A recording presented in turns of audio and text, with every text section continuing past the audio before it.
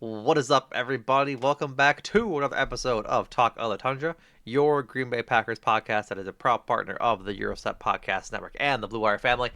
As always, I am your host, Numac, coming to talk about the Packers' season finale versus the Chicago Bears as they're hoping to right their ship after a somewhat sloppy loss last week against the Minnesota Vikings.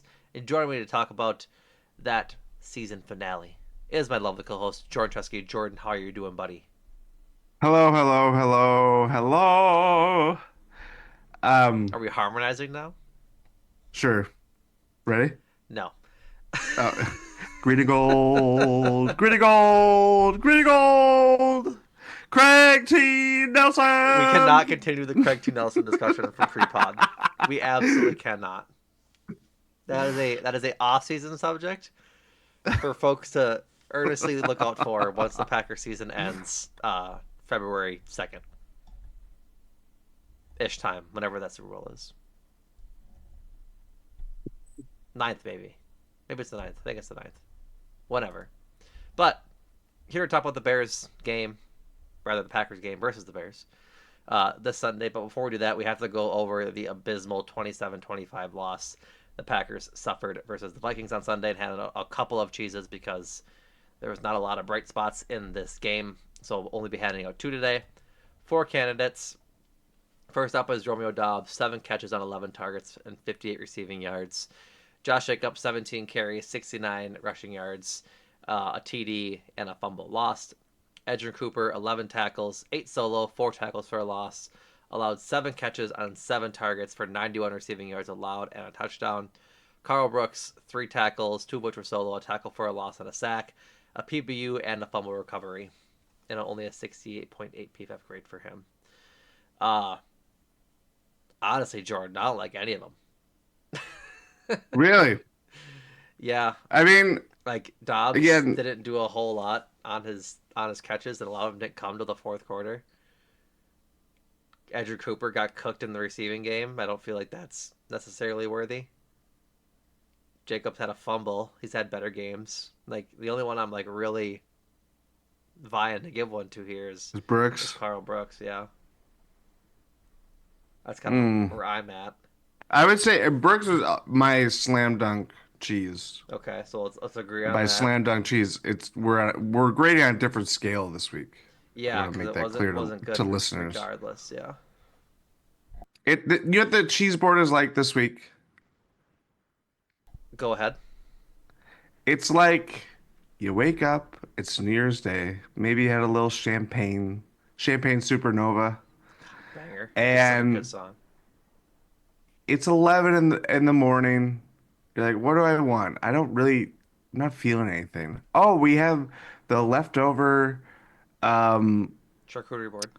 charcuterie board, and these Got cheeses you. are still good. That's what we're picking from today. Yeah. It's a little dry and like you can kind of tell it's been out all night. Uh I'm trying to Probably not see time temperature safe. what is your opinion on a new candidate, that being Carrington Valentine. Okay, he was originally on my in my head of players. Yeah. And then I look at the PFF grade, I was like, what? This is what the numbers are telling me differently, but I I don't I don't know. He Like, only matched up against Justin Jefferson. He had is that true? Yep. He had 5 targets and 5 catches for 43 yards against Jay Jettis and had an interception. Jay Jenna. That's what it's his name. On Twitter. I mean, that's what he goes by. It's his nickname. So my nickname is Scuzzlebutt543. Where does that come from? I don't Is that your know. gamer tag? Is that your gamer tag? No, it's not. Uh, My gamer tag is Ron Mexico. that's we'll I'm not, that is we'll not a put a joke. pin in that. Um, 5 targets, 5 catches, 43 yards, um, and an interception. Like, it's not the prettiest of numbers, but it's the interception, and I would say he did a pretty good job holding Justin Jefferson in a check. You know what I Let's do mean? it. I'm fine. If we can't find good cheeses in Yeah, our refrigerator on New Year's Day at 11 a.m., a little champagne hung over, yeah. And like that's then not to like pull away from like what Edgerrin Cooper did. I just think if you get exploited for almost 100 yards and a touchdown, that's just kind of like yeah, like again, again, he's had the better games. I think this would tie him with he's Xavier had Mc... better games in coverage specifically Right. too, which is part of his grade. Exactly. And But if you give him this cheese, it would tie him with Xavier McKinney, and I don't think like this performance is worthy of putting him atop the list for the year. Does that make sense? I don't want. that's a fair thing. I will say my little quibble, and this is me being like, why does PFF do this when I haven't read, I've like skimmed through how they do their grading system. But when they come to like specifically like a middle linebacker, and yes, like you know what zone he's picking up on or what receiver he's picking up on, like and how they grade it, like those aren't necessarily the same. Like Jeff Halfley had a quote today that was like something about like, yeah, Xavier McKinney hasn't had any picks over the last couple of games, but when has he been thrown to on the field? Right, And something I we've saw talked that. about a few times. I saw that, and then I was like, there's a couple times quite like it stuck out instantly of he's in that vicinity, the ball gets thrown to a player that's coming into that zone, and he would be, it's no different than if you go to NBA.com/stats and you go to like, how does this guy defend on this guy, like closest defender, and you get that stat like that.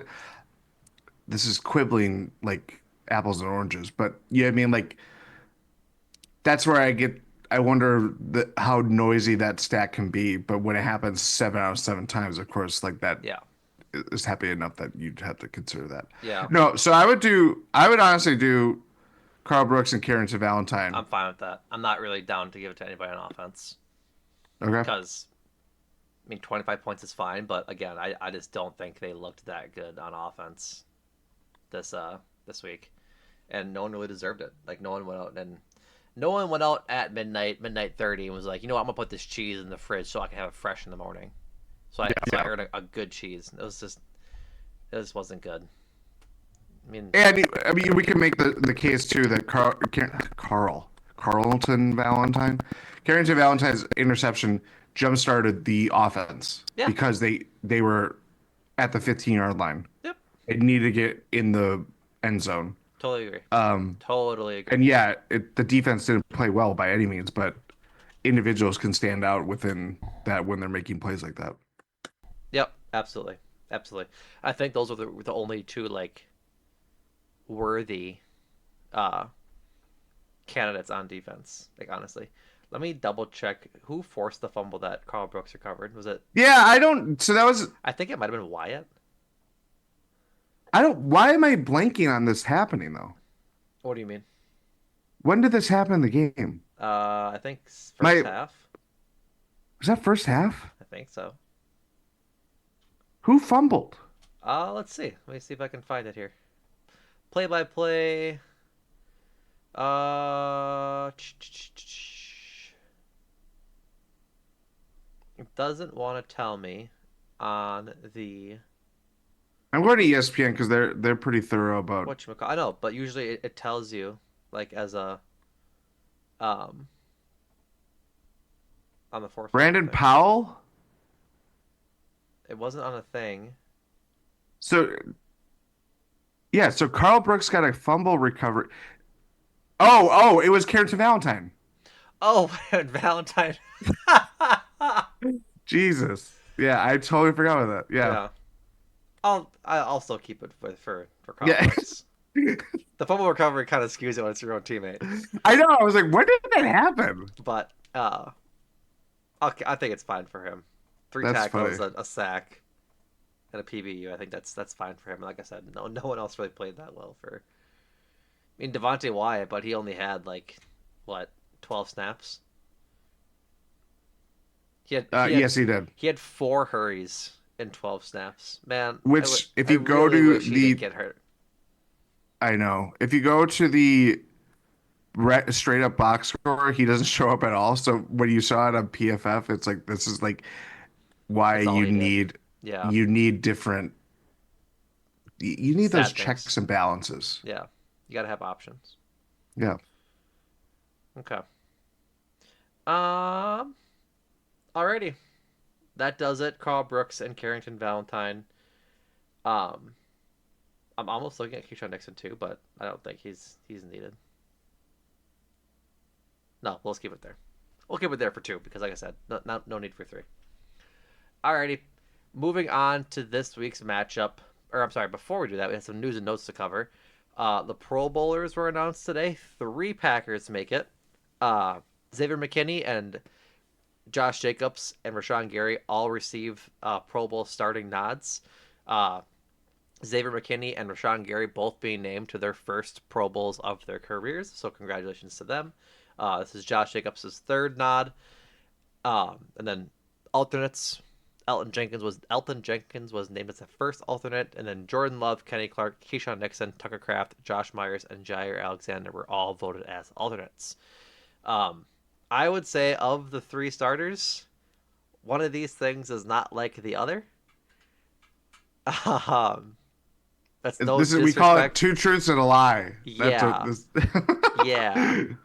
That's no disrespect to Rashawn Gary. Obviously, like we love Rashawn and keep hoping that he's getting better and better. I don't know that this is the season that he should have been a Pro Bowler because he's been doing better as of He's late. had better years. Yeah, he's had better years. I also just think that like it might have just been weak at edge rusher in the NFC this year.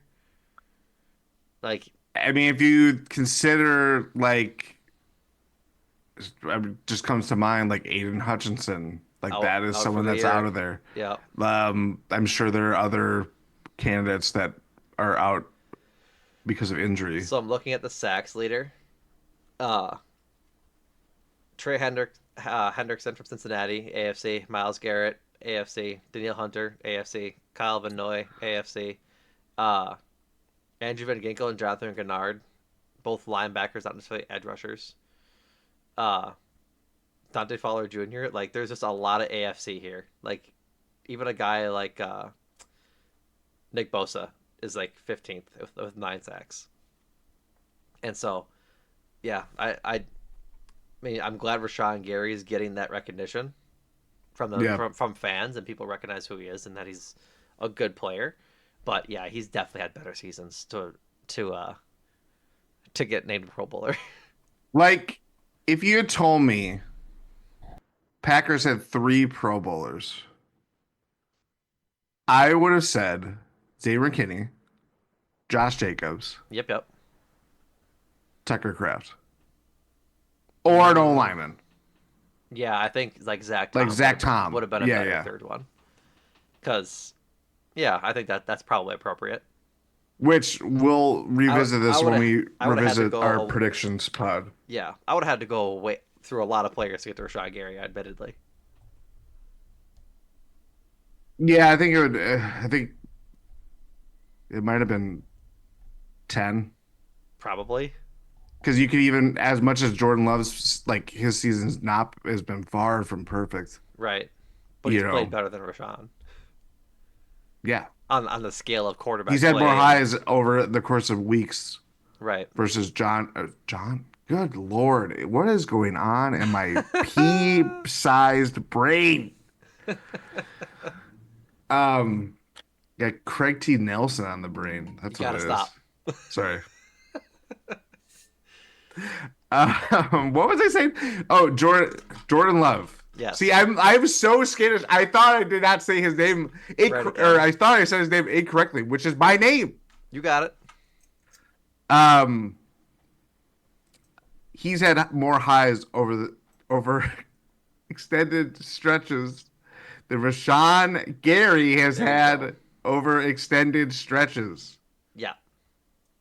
I would agree with that 100%. Like, Thank you. it's just, yeah, there's a lot of guys I would have put ahead of Rashawn, which again, I'm glad he made it because he's deserving other years and hasn't gotten it. So, Yeah. et cetera, et cetera. Or straight up too, the year that he got hurt, he was playing really well, Probably was on his way to being a very Pro Bowler. or even all pro, and Yep, that also contributed to that season why the Packers missed the playoffs ultimately. exactly. So, but I mean, good for Xavier McKinney and Josh Jacobs, two guys who definitely deserve it.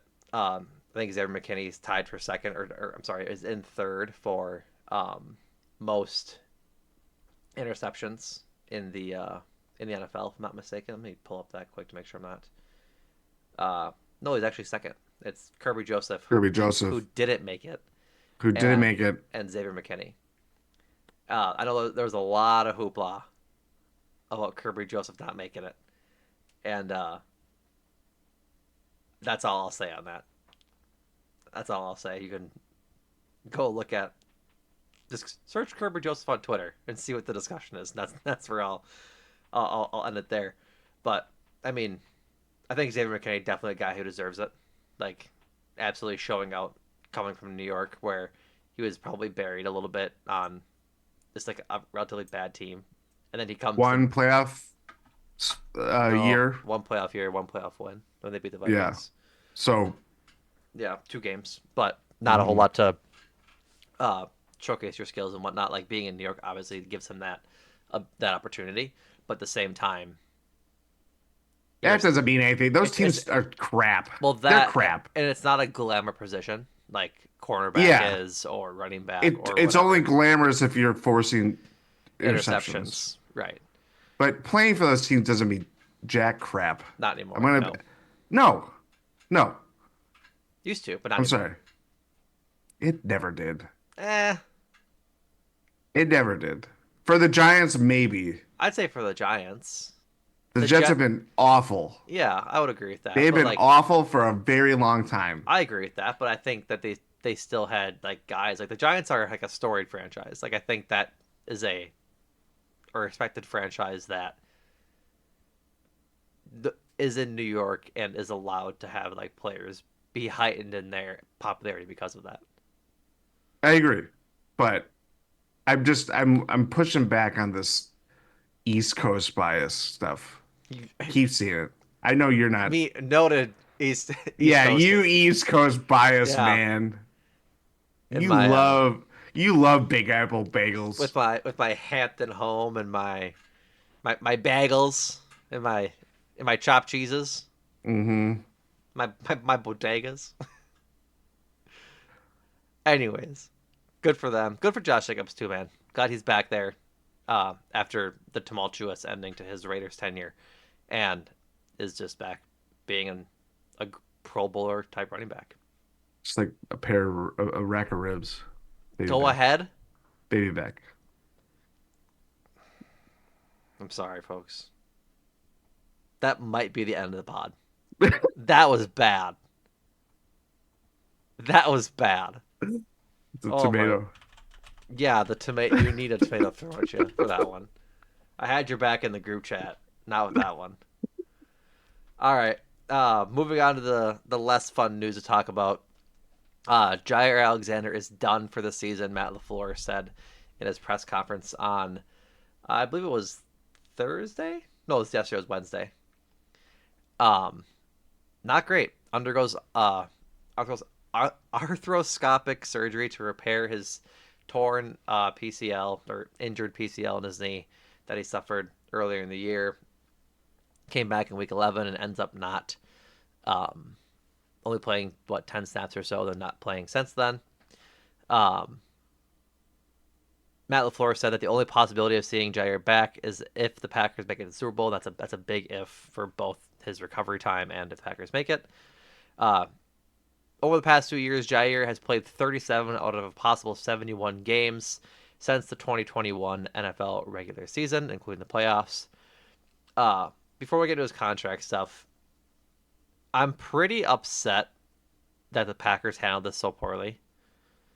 I'm not trying to cast blame on them right away because we ultimately don't know what Jaire's decision was on this part of it. But if he gets surgery, I'm trying to think of when that was. Was that the Jaguars game he injured it? Which would have been Yes. week Jaguars game, week 8. two games, or no, one game. It was a Lions game. He missed. Bye week. Comes back for the Bears game after the bye. Plays 10 snaps and then does not play for the rest of the year, most likely. So week 8 Yep. ish time. I'm trying to find the actual date of the Super Bowl so that I can. It's February 9th.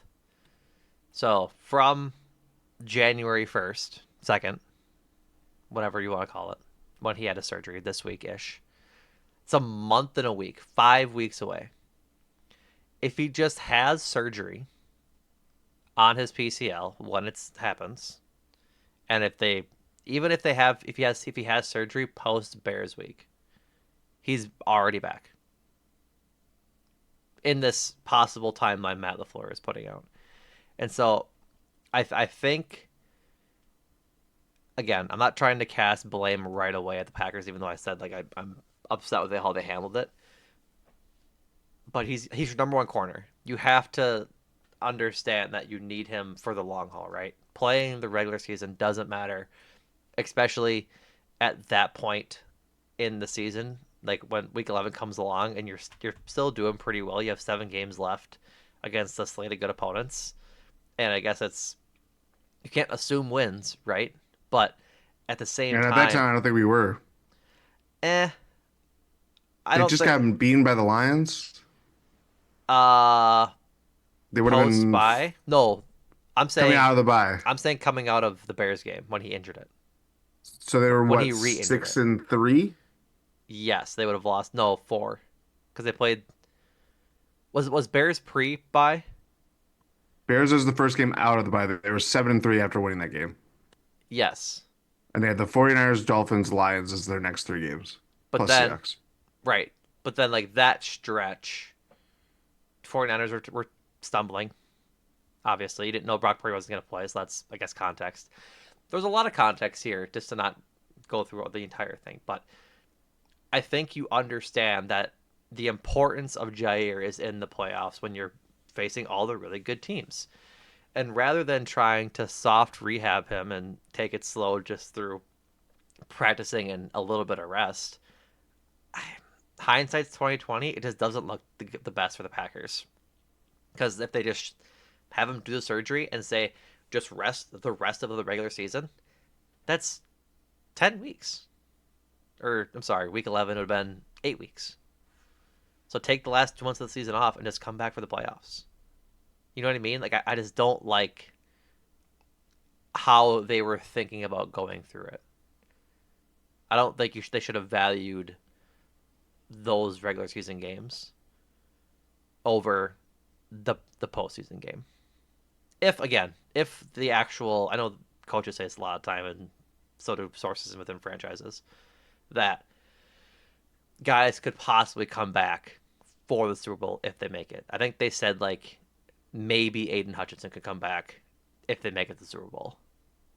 But like again, because it's just a whole thing, right? Aaron Rodgers was trying to come back from an Achilles tear. But You know what I mean?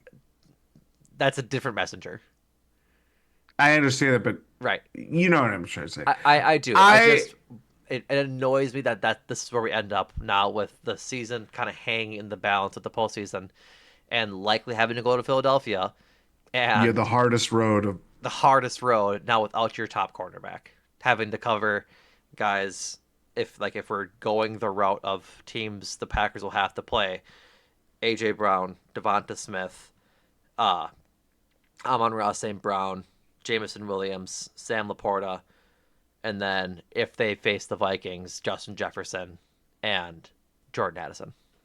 Like they just need the number one corner, and now he's not available. yeah. I think ultimately it's a disappointing outcome. It's the most disappointing outcome. It's not like we didn't anticipate this happening, especially in light of the what happened last week where they Yeah. he stopped practicing.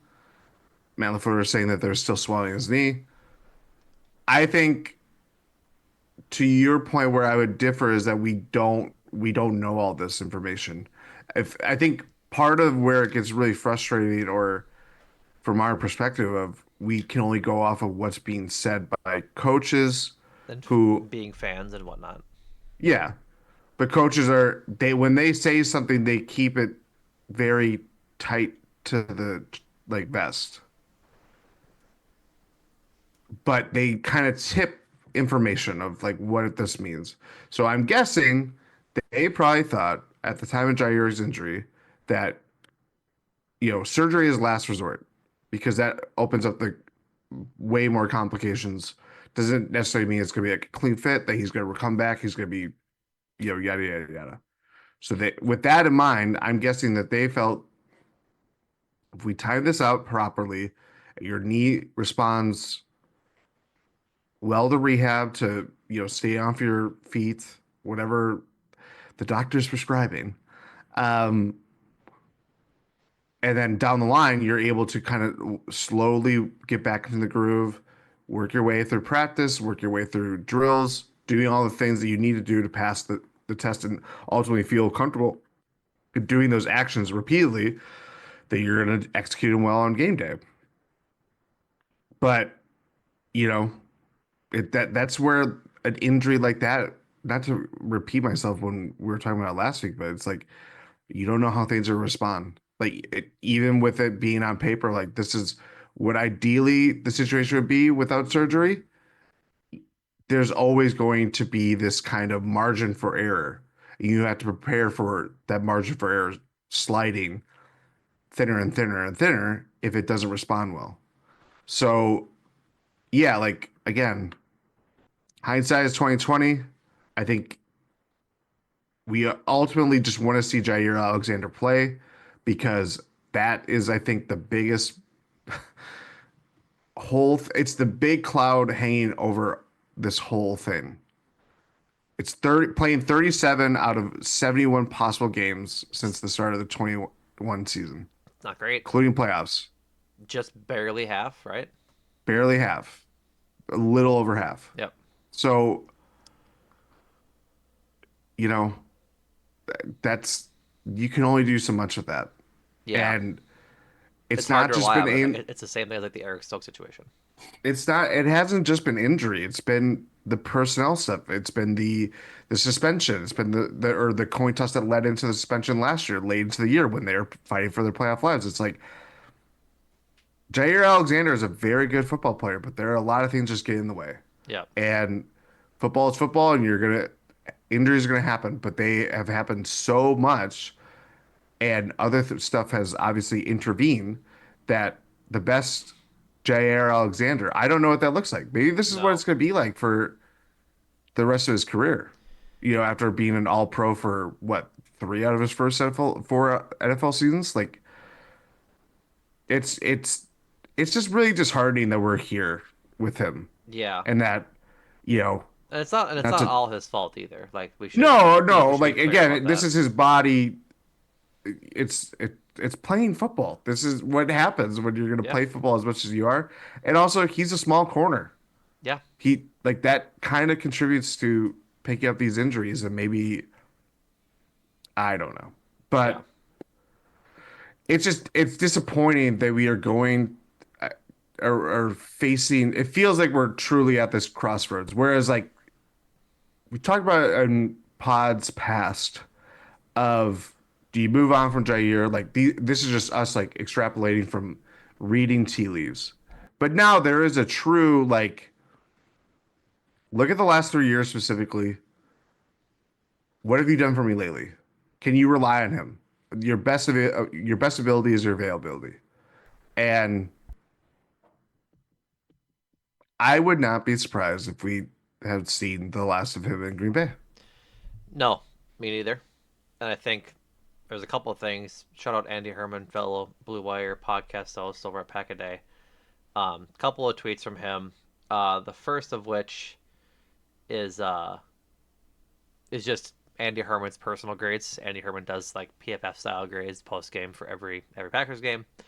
Uh, this is Andy Herman's grades for Jaire 2018 and 2021 pre shoulder injury, plus 32.45. Pretty darn good consistent play, which led him to getting his uh, extension.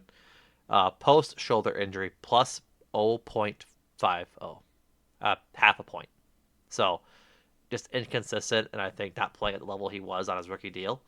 And I think with that is, again, this is also from Andy Herm. I'm going to read this whole tweet, so please bear with me. Um, he says, I see a lot of people getting the math wrong on Jaire Alexander situation for 2025. Yes, he's set to make 25.4 million in 2025, and yes, the dead cap hit is 18.1 million, so there would be a cap savings of about 7.27 million. But you have to account for 2026 and 2027 as well. Keeping Jaire in the 2025 will cost Green Bay an additional 17.5 million overall. So the question you need to ask isn't would you keep him for 7.27 million? The question is would you need to sign him? Would you sign him for a 1 year $17.5 million deal? When you consider he's missed half of his games over the last 4 years, it seems like a fairly easy decision. And then he has a couple of the numbers here. If he's released pre 2025 season, like pre June 1, it's a total cap hit of 18.1 million in dead money. If he's kept for one season, he's owed 25.4 million in 2025 and 10.2 million in dead money in 2026 for a total hit of 35.6. If he's kept for the rest of his contract, 25.4 cap hit in 2025, 27.4 in 26, and 2.4 million in dead cap in 2027, a total cap hit of 55 million.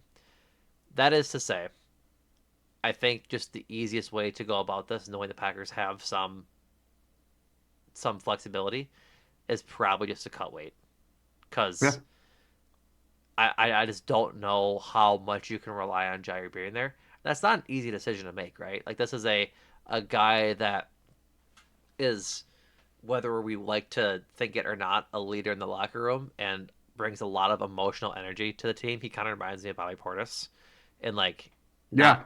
in his emotional style kind of thing. Irrational energy confidence guy. Yep. Not to steal a term from Bill Simmons, but Yeah. And so it's tough to do that, but at the same time, he's just not playing out there, and that money can be allocated elsewhere in 26 and 27 when you have guys come up for contract. Like Romeo Dobbs' is contract, so is Christian Watson, so is Jaden Reed, so is Tucker Kraft. Not saying that money should be immediately invested into the offense, but they still need to pay some guys, right? And so, well, it's not even just like that is the big point that we have to consider at any Jair discussion, and frankly, like any kind of long-standing veteran yeah, discussion. It'll happen with Kenny Clark, even though he just had a contract extension. Like these things that will keep coming up year after year because the draft class surplus of the Packers the last 2 to 3 years that's coming up now. So if you want money to pay Romeo Dobbs to keep him in Green Bay, I don't know what the hell you're going to do with Christian Watson, but if you're going yeah, to entertain paying him, those things are going to come up. So yeah, like it reinforces the need that on top of cornerback probably going to be if it's not a I think first round they, pick for the Packers, it's yeah, going to be a high need in this I draft. think they address cornerback with they did safety this year. Just draft a bunch Yeah. of them, see if you can get one to work So out. because really, like I know since Stokes, it's been Carrington Valentine that you've been relying on, Yeah, kind of which journeyman to his credit, flyers. he's been fine. Yep. Got cheese this week, kind of thing, but he's a sixth, We seventh don't round view pick, him if I'm as not like a mistaken. seventh round pick. We view him as a his if he was redrafted like a CBS Sports redraft, he'd be higher than a seventh round pick. Right. And so, yeah, it's tough where it's tough for Jair because I think it's just been really tough injury wise, like this one, and then he had one last year, and so yeah, I'm with you. I think we've probably seen Jair play his last snap in Green Bay. I'll be surprised if he hasn't. I'd be very surprised if they end up keeping him for next year. Hmm. But I don't know, man. It gets real funny money wise and situation wise when you can't rely on a guy to be out there. And Yeah. I think it's another hard decision to make because they did not. Hey, let me think. No, they have one more year of Stokes. for sure? No, he's done. He's done. Yeah. They Okay. didn't pick up his option. Yep, because that was this past year, and then yep. Okay, my So apologies. that cornerback room outside of Carrington Carrington Valentine could Valentine, be wiped clean. exactly. And maybe that's a good thing that they did that this past year with safety, and that worked out, right? Like they obviously make a big splash in Xavier McKinney. I don't think they're gonna be able to do that with cornerback. They don't know if they have that kind of money to throw around, but it's never easy to throw in an entirely new player room and just say, hey, go get it because I mean maybe they bring back Eric Stokes in something small if he's willing to come back, and that's to say, do they want to? Like Yeah. he's been playing fine, right? We've talked about it. He's been playing well, better than he had at the beginning of the year and last year. Carrington Valentine, you want back? I think he's doing well, but that room is thin. They're Yeah. gonna need to fill it somehow, and so I think that's You just can't rely. This is part of the it's the allocation of resources. yep, So when um Jaire Alexander is making all this money, you're obviously going to it's there's little to spread around if you're allocating by position. So from this perspective, if he's missing all these games, as we've been talking about, it's like it's even and you're making a big uh um first round pick on Eric Stokes, and he had been missing games. It's like you're putting things together with like MacGyvering this cornerback room. So why wouldn't you just wipe the slate clean, open up some room, draft a cornerback high, work it out rather than just kind of keep doing what you've been doing and hoping that the best version of Jaire Alexander, which hasn't been seen in quite a while, in part because of injuries and in part because of other stuff, can happen. But I think that is why they thought this year was going to be kind of, hey, we wiped our hands clean of everything last year. We hope that this is going to happen this year. And fate intervened again, that he's not going to be playing for the Packers for, a majority of the season. right. For context, just so you guys have it, free agents at cornerback uh, coming up this offseason, based on this is ranked by their previous annual average value for their contract. Lions cornerback Carlton Davis, Niners Charvarius Ward, DJ Reed from the Jets, Jonathan Jones from the Patriots, Byron Murphy from the Vikings, Jeff Okuda from the Texans, Stephon Gilmore from the Vikings, and Russell Douglas from Buffalo. And then a couple other guys too, but those are kind of like the top 7 or 8 or so. So it's not a great class. I think there's like I would imagine honestly the Vikings re-sign a couple of those guys because they have a lot of cap this offseason. And so I would imagine Carlton Davis probably resigns with the Lions. And so I don't know. It's gonna be hard to replace Jaire because I think they're gonna have to. And honestly, if it's hard to replace him, they just might not, which is a discussion we'll have in the future. Yep. So, alrighty. I Anything look else? forward to not having it. Right. Not having that discussion. Yeah. So, anything else, or shall we move on? No, I think that kind of sums it up at this state. So, alrighty. Uh, moving on to the matchup with the Bears coming up this Sunday at noon. Some serious history in 207 games. Packers have won 107 of them, lost 94, and tied 6 of them.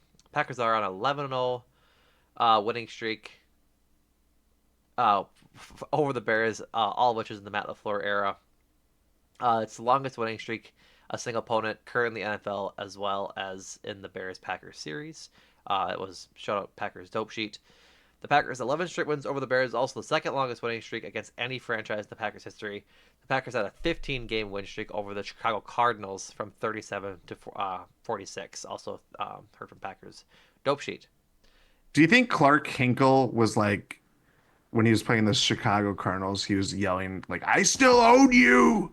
Maybe, You think you think Mr. Hinkle was doing that? just Is maybe. that during? Let me see if that was during his time. I'm gonna lobby a guess and say yes, even because I know it's a 50-50 on it. But I honestly have no idea. Yeah, Yeah, there we yeah, go. yeah. Hinkle. Um, and so with that, Hinkle is Einhorn. stop it. Um, with that, the Bears season in summary, they're not good. They've had a tumultuous season. Obviously, they fire um, Matt Eberflus, and then Caleb Williams has been a victim of the Shane Waldron offensive coordinating scheme, as well as Thomas. Love the I cannot remember his name. Thomas. Thomas Brown. I I love was gonna say Bryant, and accusing I knew that wasn't good. you accusing Shane Waldron of running like a Ponzi scheme of being offense coordinator, which is not wrong. I mean, it, he wasn't good at it, obviously, and so uh, Caleb Williams has been bad because I think in part he hasn't like had a consistent thing. He went from Shane Waldron's style of playing to Thomas Brown's, who was a special teams coordinator, if I'm not mistaken. No, he was the passing game coordinator. He was, yeah, He was a passing game coordinator who got promoted to offensive coordinator when Shane Waldron was fired, and then promoted to head coach when Matt Eberflus was fired. And so you have a guy not quite there in play calling. Like we've seen a lot of the detriments from Thomas Brown and how he's coached. It hasn't been good. And if you've watched the Bears games, I've watched a few of them. Caleb Williams is having an awful time. He's like very much not enjoying playing football right now. And like get used to it, Caleb. the line is porous. DeAndre Swift hasn't been that guy. The receivers have been fine. The defense has been good, but they just can't put it all together. They keep getting in their own way, kind of thing. And so, um, how big is this game for the Packers? They don't control their own destiny. They're almost certainly going to be the seventh seed. Um, they would need to win and have the Commanders lose against the Cowboys, who release Ezekiel Elliott, shut down CeeDee Lamb, and are starting Cooper Rush at quarterback. So they just need to go out there and play a regular offense. Like I think it's going to look a lot like the Packers did versus the Saints, and it'll be pretty much a runaway game for them. So Packers just are almost certainly going to be the seventh seed and head to Philadelphia. Um, but if they did end up somehow being the sixth seed, they would go on to face Tampa Bay or the Rams. Tampa plays at noon and the Rams play at 3:25. But for all intents and purposes, this is going to be a wash week for the Packers. I think they would need some sort of miracle to um, to not be the seventh seed. So with that being said, let's get into the injury report for this game versus the Bears. Obviously, pretty long. Not should say obviously, but the reason I say obviously is first on the list. First on the list is Jaire. He's out. Um, Zane Anderson has a concussion. He was a DNP both days. Running back Chris Brooks is nursing an ankle injury. He was limited both days. They did a walkthrough on Wednesday, by the way, so they didn't actually practice. They only practiced on Thursday. Safety Javon Bullard is also nursing an ankle injury. He was limited. Brenton Cox Jr. has a foot injury. He was a DNP both days. Andre Dillard is still recovering from his concussion. He was a DNP both days. Josh Jacobs has a wrist injury. He was limited both days. Elton Jenkins and Tucker Kraft were limited both days, but both were just vet rest uh, days. Quay Walker has an ankle injury. He's still not playing, nursing that injury. He was a DNP both days. Christian Watson coming back from his knee bruise he suffered against the Saints is a DNP both days. Evan Williams' quad is still bothering him. He was a DNP both days. And the only highlight of this is that Devontae Wyatt is recovering from his concussion. He was a full participant both days. Uh, for the Bears, Larry Borum, their offensive lineman, was sick. He was a DNP on Wednesday, but was a full participant on Thursday. Kyle Gordon, also sick. He was a DNP. He was not listed Wednesday, but was a DNP on Thursday. DB Elijah Hicks has an ankle and a foot injury. He was a DNP. Travis Homer, the old Seahawks running back, has a hamstring injury. He was a DNP. Um, DNP for Tevin Jenkins, their offensive lineman, with a calf injury. Mercedes Lewis rested a day. He didn't practice, so we might see him. Roma Dunze has an illness. He was a TMP both days. I think the illness going around the Bears locker room was probably the one that was similar going around the Bucks locker room.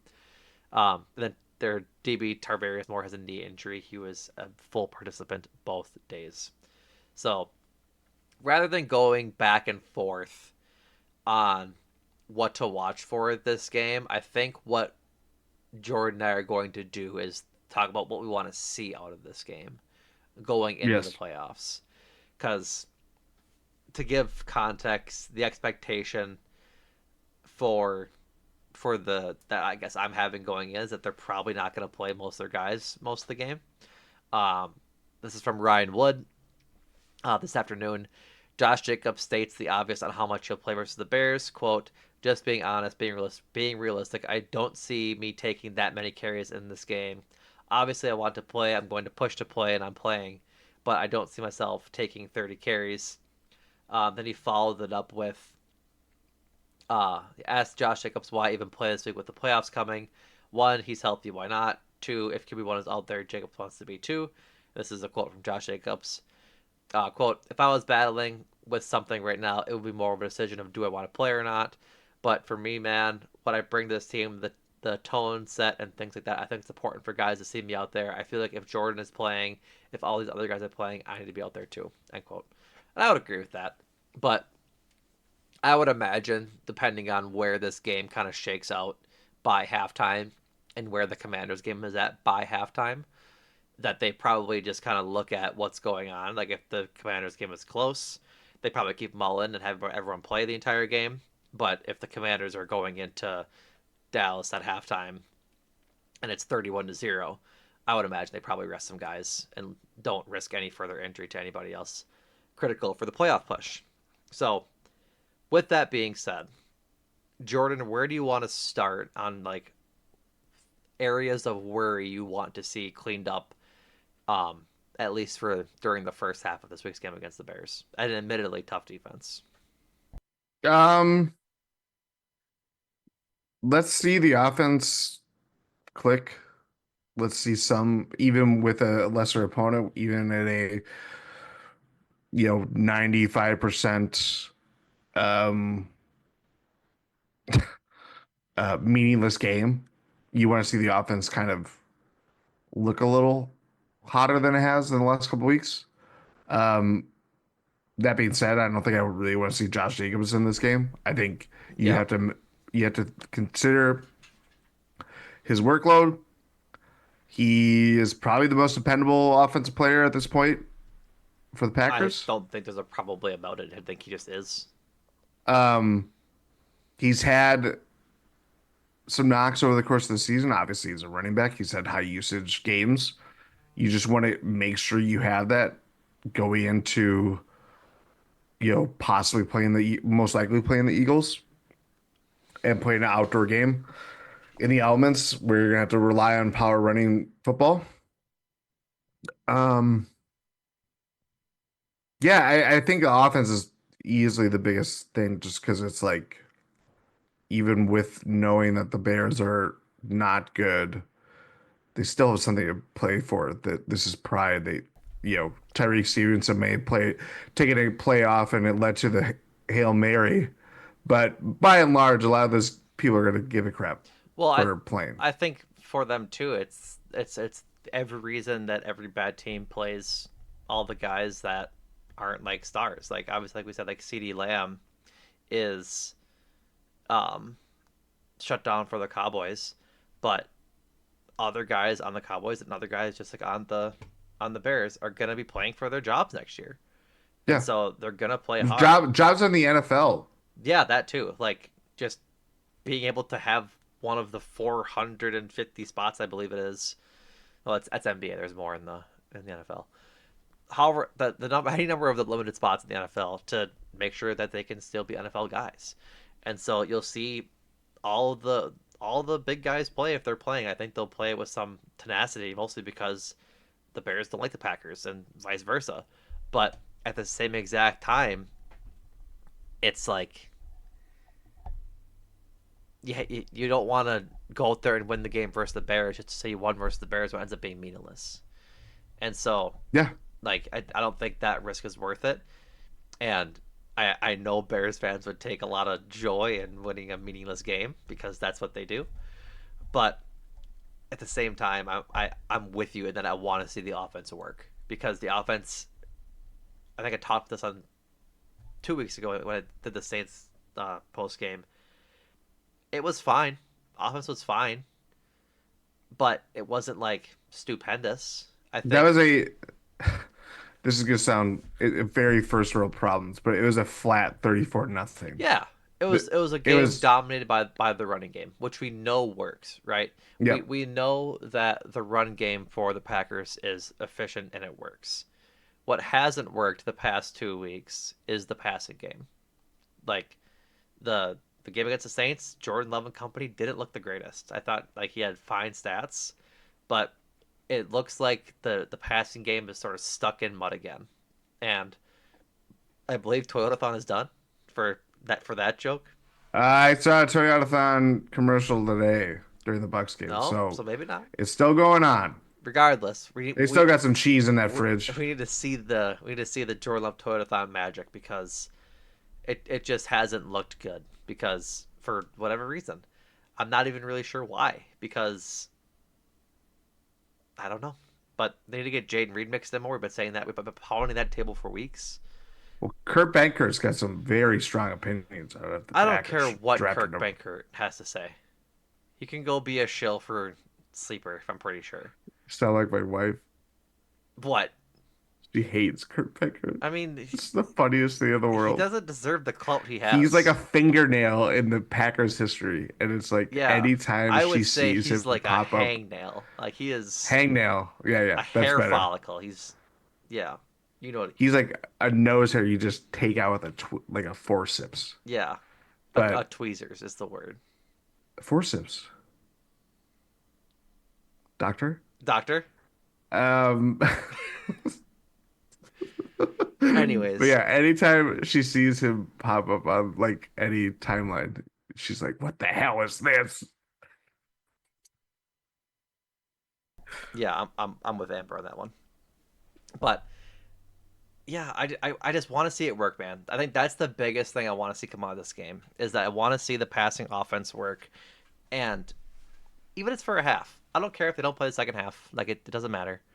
But I need them to at least show me some optimism because it hasn't looked the best. And if they're gonna want to advance in the playoffs, they're going to need to be able to pass the ball because that's just how the NFL works. They're gonna end up playing, for all intents and purposes, in all likelihood, three high-powered offenses. You're going to need to have to throw back punches. Two of them being good defenses too. Right. Gener I mean, I'd say generally. I'd say three, but Three if Detroit is just so ravaged with injury. I know some guys are coming back. well, They're even then, like they were down to guys who were on the street, literally on the street, not literally, but Billy on the street. figuratively on the street, literally out of the NFL Yeah. before they played them on their last Thursday game, and they dominated on defense. They were really good, and so they're going to need to be able to keep up the entire game and not just in the Honestly, fourth quarter because that's what we've seen last week against the Vikings against a good team. That's what we saw in like what was it, the second half of the Lions game where they didn't really get going that's until what I was gonna say. Now that I'm thinking about it, like when was the last like really like A level offensive game? Was it the Seahawks game? yeah, but even then I wouldn't like say It's still let me see here. Dolphins. Dolphins or Niners maybe both those games are pretty good. Like But offensive when you games. when you factor in, it hasn't just been the last 2 weeks. It's like the Lions game that was slow moving, and then they got going. Like this, They haven't played the four complete quarters in such a long time. yeah, And again, for a team, I know Ben Solak had a very good column on ESPN. Not to just basically borrow from him, but it was that's basically fine. ranking. Um, he had a section about like which of the sleeper playoff teams would be like the biggest threat. And obviously the Packers have kind of carried this thing because you look at the explosive plays, look at what how they rank in like points per game and all these different metrics of the Packers are high. But also at the same time, it's like they do have these long cold spells, but it's not like last year. Something else. It's not like inexperience or Jordan Love throwing picks. Like he's not doing that anymore. But there's just stuff like that that's it just gets in their own way. And it's really hard to like explain these things when numbers tell you the different story of like, well, it's still a really good offense. It's still a really good offense. It's like, yes, but it also can it sustain itself? Can the Packers be red hot? Can they be an explosive offense back to back drives, successive drives over quarters, over halves? I don't think we could say that outside of like the 49ers game, Dolphins game, and Kind of the Seahawks game. it's yeah, early on in the Seahawks game. Like that was the peak of the offense this year, and it has steadily gone downhill, Yeah, even with a 34 nothing win in that stretch. yeah. And I'd say like I think their biggest issue is that at one point they were doing well. They were not acting like a young team. Yeah. And they've kind of gotten back into their making mistakes kind of period. A lot of penalties, a lot of drop balls, and it's not even penalties on like just on offense, like defense too, lining up in the neutral zone, lining up or just general offsides call, holdings on cornerbacks. Like it's a lot of stuff there. But um still focusing on the offense. Highest drop rates in the NFL this season per PFF. Dontayvion Wicks at 19%, Alan Lazard at 19%, Jaden Jaden Reed Reed. at 15.9%, and Marquez Valdes-Scantling at 15.8%. Like, the drops have been horrendous. And I think I saw a juxtaposition. I think it was Ross. I think it's Uglum. I don't know. I forgot how you pronounce his last name. Um, I sorry Ross if you're listening. I butchered your last name. But Dontayvion Wicks coming out of last week had like 100% separation rate against the Vikings, but he had multiple drops. Like that, it just can't happen. Just catch the damn ball, and that's what's the most frustrating. Again, what is that a beep because I swore? No, no, no. Drop it like it's hot. That's what he's doing. Oh my god. Okay, Pharrell. Stoop. Yeah, Pharrell and that producer tag. Legos. Regardless, it's just the mental mistakes. It's the bad penalties, the disciplined penalties. Like I'm fine with a DPI against a good receiver. I'm fine with an occasional holding on an offensive lineman. That just happens, right? Like that's football. That's gonna come with the territory.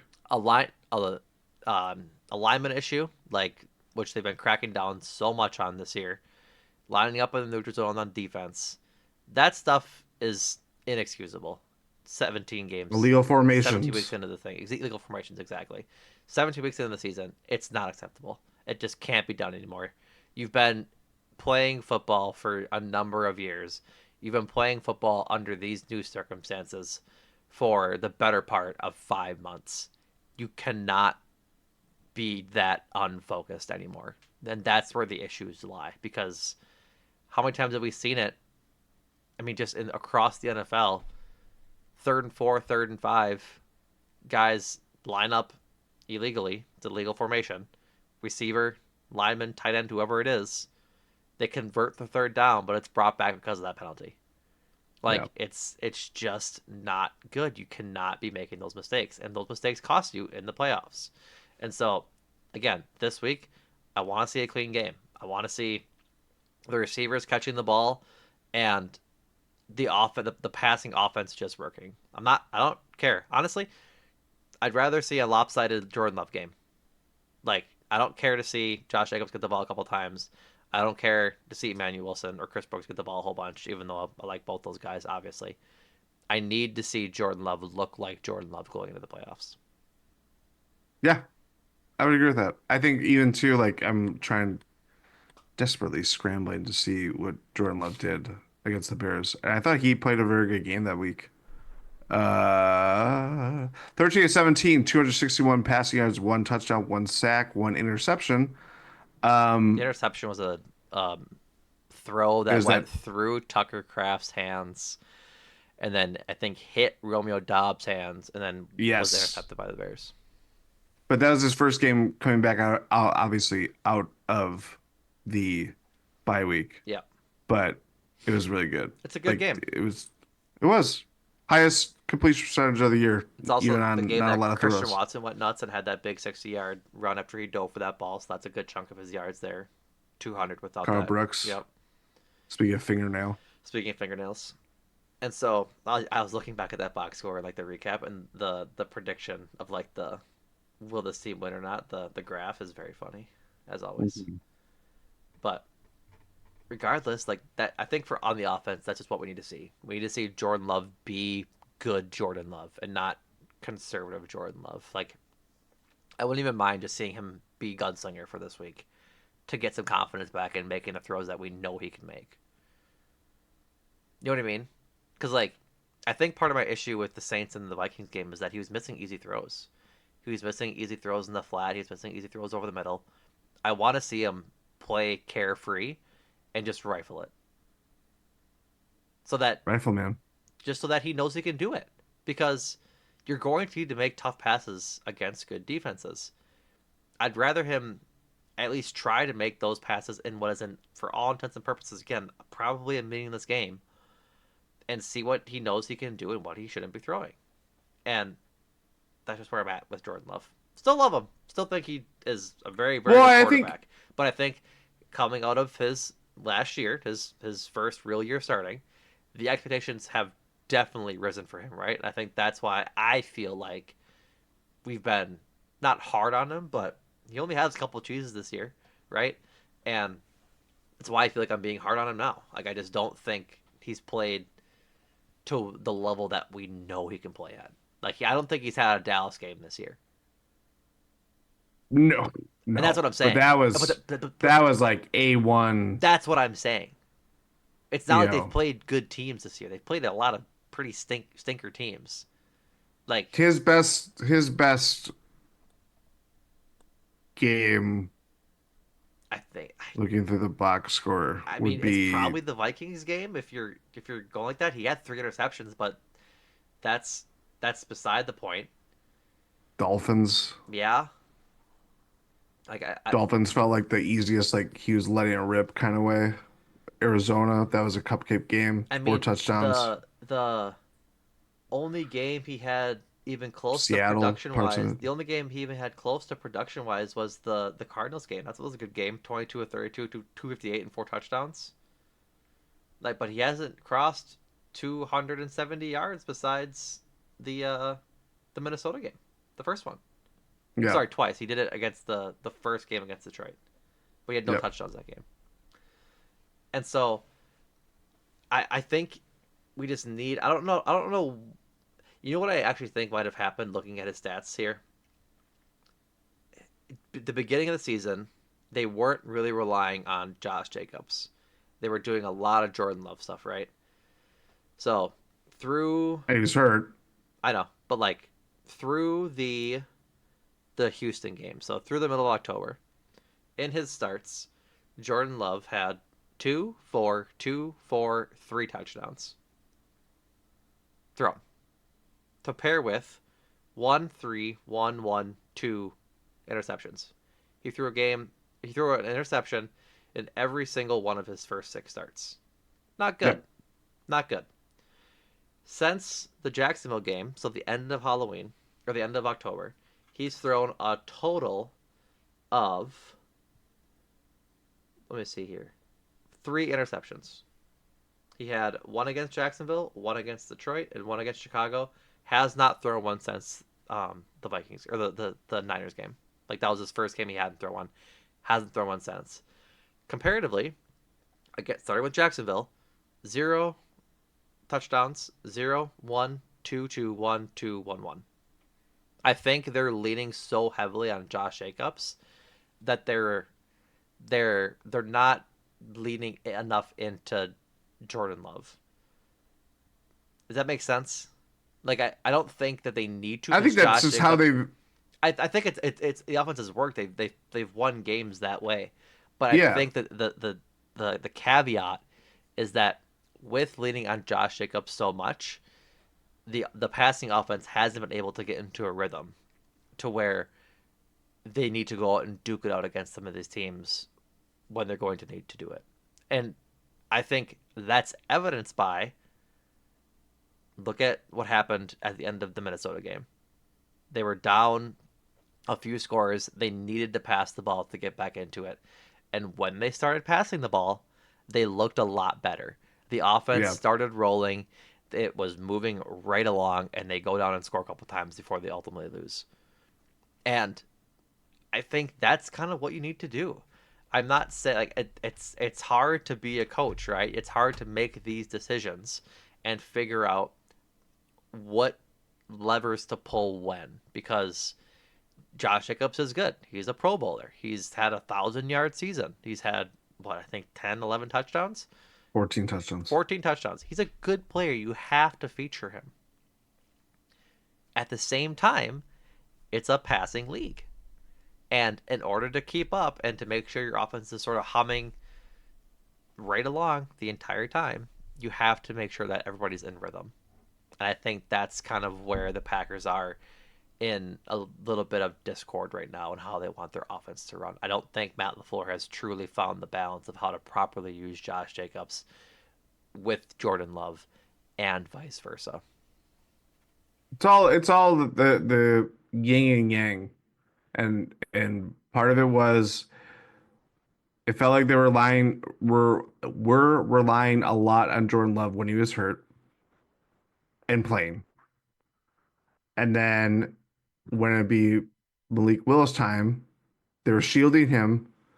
Josh Jacobs is the bell cow back. The offense is totally reinvented, and it works. And then coming out of the break, or yeah, break by whatever you want to call it, Jordan Love is better, healthier, making more throws. It's not perfect, but it's more so what it's been like. But over since as Josh Jacobs has risen to prominence and reinforced why the Packers made the move to get him, it's come at a cost with the passing offense. And this is where like the inconsistencies show. I think this is also where the injuries show because they were without Romeo Dobbs. Christian Watson obviously is maybe we'll see him this week, but he gets hurt at the middle of the Saints game. Missed him greatly last week. I think also just like the depth of this wide receiver core is just not it's hasn't been as explosive as it was earlier in the year. So, i.e., Jaden Reed, and even last year, like Bo Melton, the unsung guys that really carry the Packers to the playoffs, carry them to that win over the Cowboys, and almost carry them to the NFC Championship. Had the fourth quarter not gone badly as it did, it's all a contributing factor.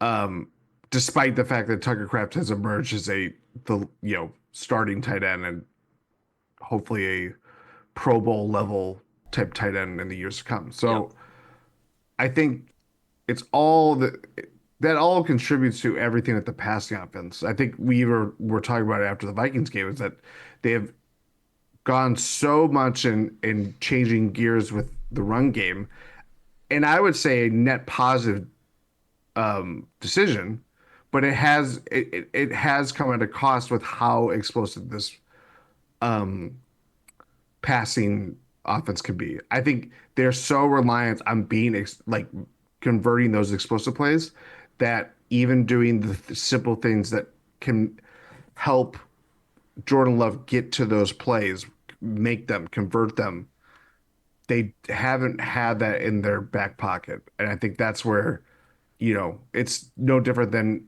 an NBA team chucking up 53s, but you have no one to get inside, to touch the paint, to kind of give some offensive diversity that leads to a greater good Mm-hmm. of yeah, the numbers are telling you this is an explosive Packers offense, but it's not the overwhelming machine that it could be. It's not to the same degree of how the Vikings were doing it last week against the Packers or how the Lions were doing it against Packers, where you can't call it check down city or dink and dump, but you can call it death by a thousand cuts. Did I say dink and dump? You did say dig and I dump. did I did that again. Dink and dump coming this fall to NBC.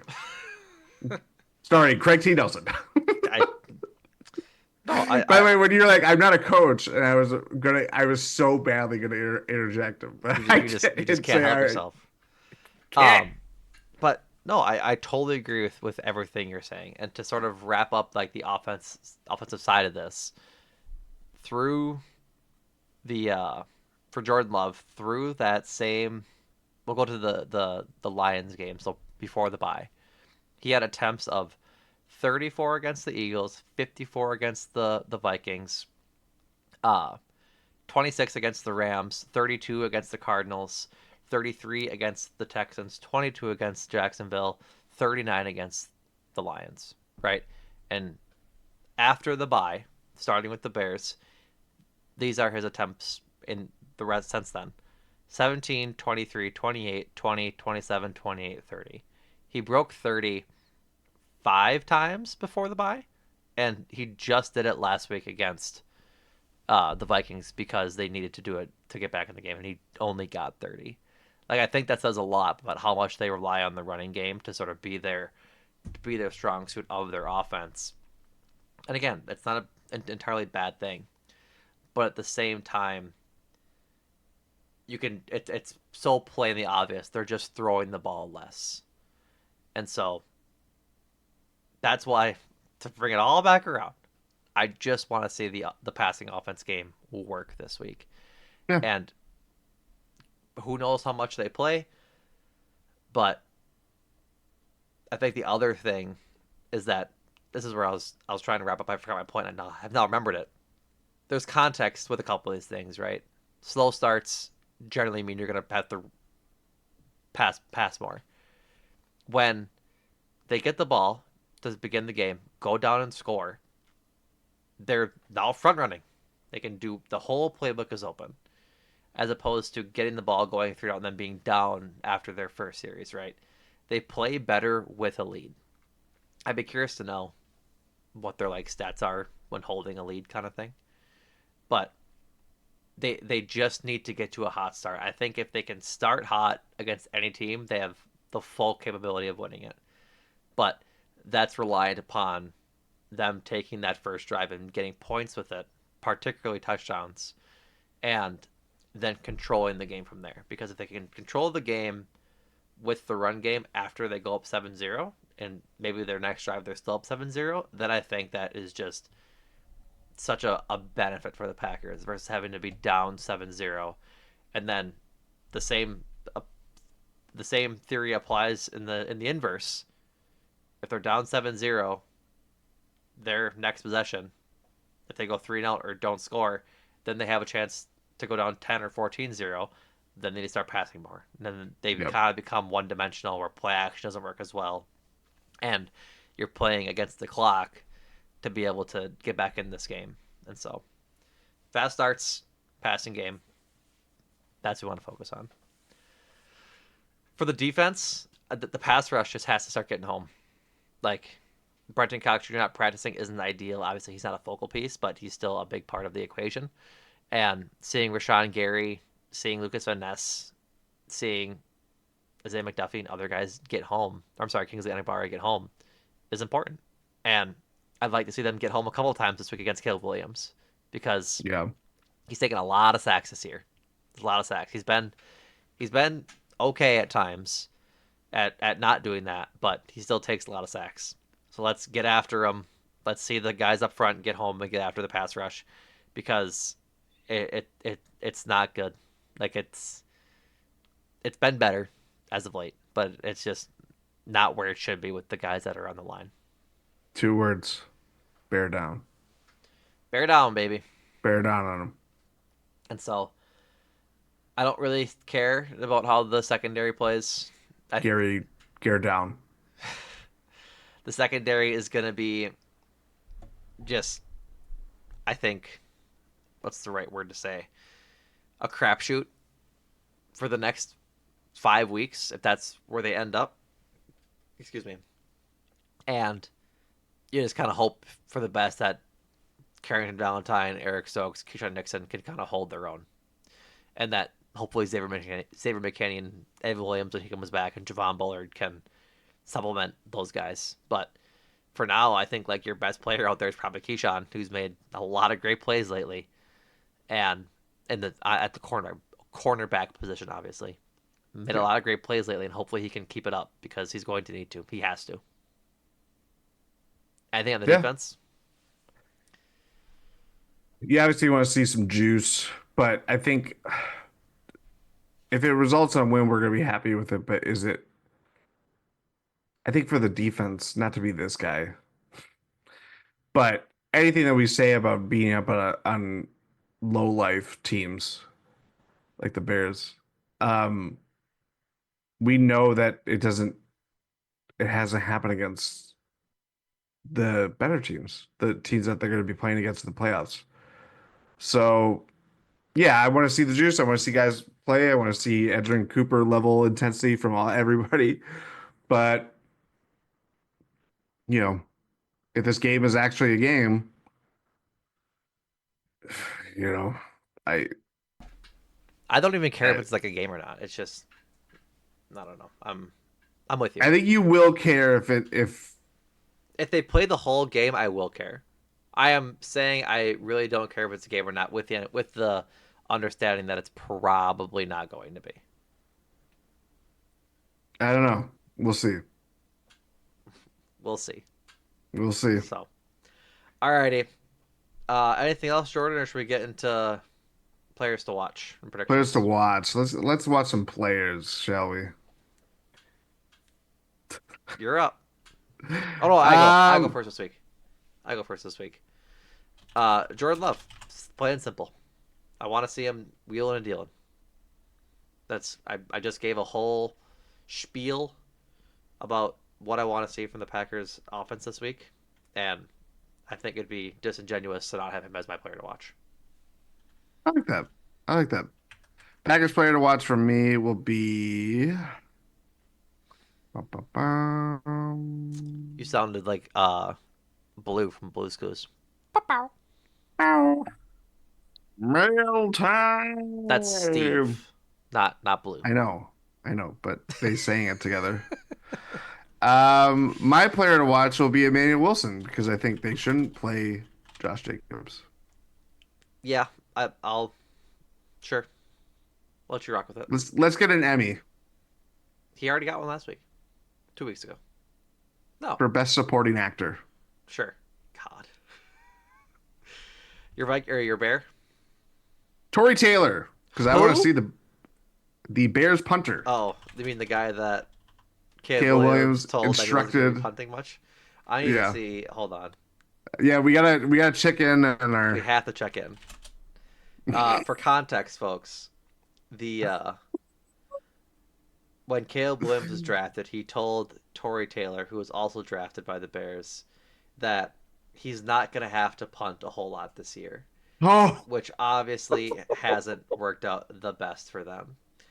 Um, Caleb Williams has right now 3,393 passing yards.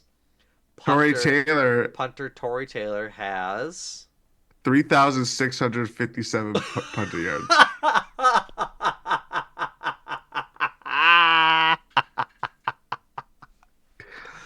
That makes me That so happy. is really funny. That makes me so happy, Jordan. That is so that is so incredible. Caleb Williams will get the edge in net yardage. That doesn't matter. Kind of, No. but Total punting yards. It's not Tory Taylor's job to cover punts. He just kicks the that's ball. true. You know who I heard? You know who's gonna watch out is Tory Taylor because Tyson Bagent. I heard he's gonna take over as the starting punter. Remember all that stuff with Tyson Bagent? Yeah, That was like our bare spot. I know. I The see what whole you're thing with saying. I see the what you're whole saying. freaking arm wrestling dad that's like he's gonna be starting. Yeah, I do remember that. I do remember that. Uh that's tough. My I don't even know if I have a bear to watch. Give me No. let's look at the Bears roster here. Get me their left tackle Lori Borum who might not play. Lori Borum. Give me Lori Borum because I want to see somebody get after him Yeah. and I want to see Lori Borum because he's gonna be boring. Jeez. sure. Lori I'll Borum. let you have that one. Thank you. I hardly Uh, know him. Score prediction go. I really don't want this to be a game. I think I will be mad online. Hashtag. If it is, It's going to be I want to to say our chagrin. 24-10 Packers, Okay. but it's going to be unfulfilling. Yeah. I will say 28-20 Packers. All right. That's it, folks. Thanks for tuning in. A longer one this today after talking about Jaire and the state of the Packers. So, tune in Monday as we wrap up the regular season with however the game shakes out against the Bears on Sunday, and preview next week the game against what will likely be the Eagles. So, uh, thank you all for listening.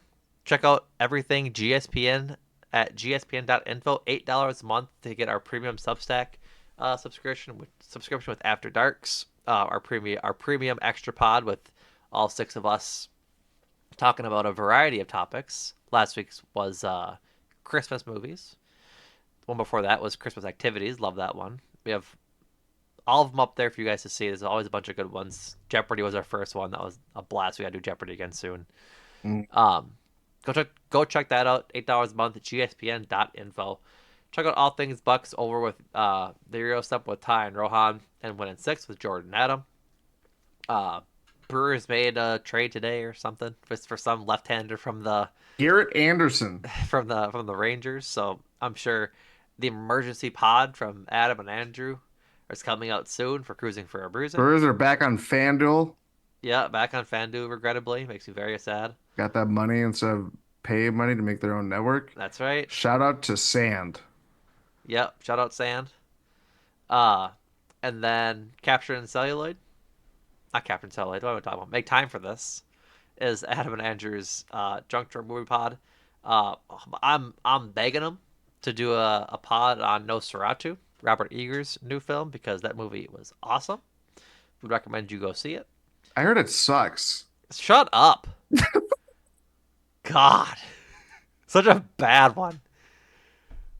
That's low fruit. You could have been on your knees and picked that apple from that low hanging fruit, that low hanging branch, man. God. I've killed Jordan. He's crying into his hands. Go see Nosferatu. It's a lot of fun. It's also very beautiful. Uh, Thank you all for listening and enduring with me Jordan's horrendous puns tonight. There was a lot of them, my word. No thank you to Craig T. Nelson and his No, no, thank non-income you. paying person. That was not shared on I know it wasn't. pod. Do your own research, people. Craig T. Nelson not paying income tax, allegedly. Uh, and thank you to all of you for listening. And Jordan, thank you. Say it louder. You didn't register. Thank you.